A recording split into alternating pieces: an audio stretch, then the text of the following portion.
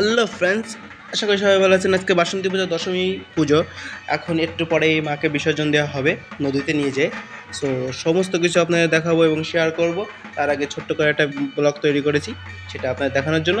দেখুন, মায়েরা, কাকিরা, বৌদিরা এখন মাকে সিঁদুর দিয়ে বরণ করছে। আর দর্শকটা দেখুন একটু, কত মানুষ। এটা আমার মা বাড়ির পূজা। মোটামুটি অনেকেই আছে এখানে। যাই হোক, কী বলবো, অনেকটা জাঁকজমকভাবেই পুজোটা করা হয়। অনেকেই আসে এখানে। ছোটোখাটো কয়েকটা দোকান বসেছে, যেমন ফুচকা, চটপটি এইসবের দোকান একটু বসেছে।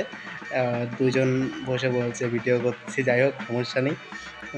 যে আমি এখন একটু দেখুন, এই হচ্ছে আমার দিদা। যাই হোক, দিদা মানে ওই এমনি, নিজের না, অন্যভাবে। মাকে সিঁদুর দান করা হচ্ছে, একজন করে সিঁদুর দান দিচ্ছে মাকে। আবার 1 বছর পর বসন্তী পুজো হবে। যাই হোক, প্রায় 30-40 বছর ধরে এই পুজোটা করা হয়।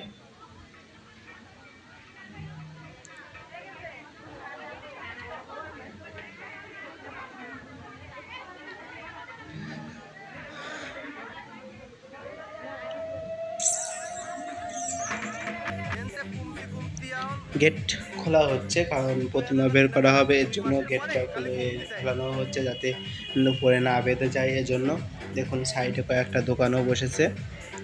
যাই হোক, ফুচকার দোকানে তো মেয়েরা থাকবেই, এটা আর ভুল কিসের, কোনো সমস্যা নেই।